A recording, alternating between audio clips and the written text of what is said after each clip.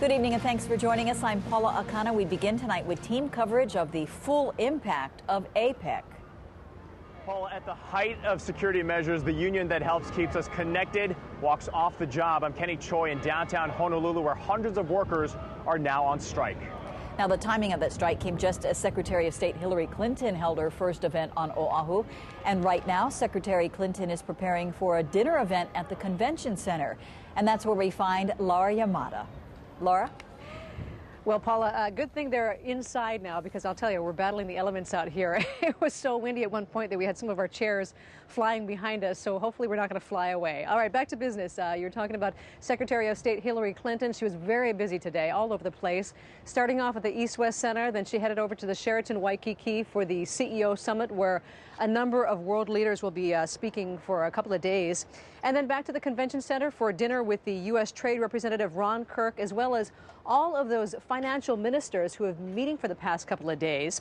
Now, today, U.S. Treasury Secretary Timothy Geithner spent the day working with those finance ministers from 21 countries from all over the world. It was a day-long lunch, in fact, lasted the morning as well as the better part of the afternoon. Closed doors for the most part, excuse me, focusing on job growth, infrastructure, and trying to level the playing field among business partners to make doing business a little easier.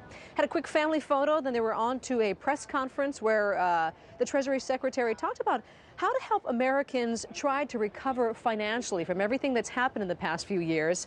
One note, balancing our credit system so Americans can have access to more reasonable levels of credit.